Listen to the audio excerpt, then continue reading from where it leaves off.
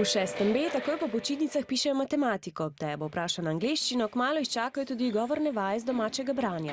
Med počitnicami se bom mogoče na koncu malo učila, da ne bom čez počitnice vsega pozabila. Ponovil bom snov, ne bom se pa zelo poglabljal v temo. Ko se naučim med počitnicami, imam včasih tudi slabo vest. Zaradi tega, ker mislim, da bom dobila slabo oceno, tega si res ne želim. Časa za učenje bo med počitnicami res nekoliko več, a psihologinja Tina pravi, da si moramo vzeti čas tudi za počitek. Počitnice so namenjene druženju in temu, da si spet naberemo moči. Tako kot v naravi, obstaja tudi v človeku neko kroženje, neko gibanje, neko razmerje med delom in počitkom. In zato je zelo pomembno, da to upoštevamo, se pravi, da vsakemu naporu sledi počitek. Najbolje je, če si pripravimo načrt, koliko časa bomo namenili učenju in kdaj bomo počivali.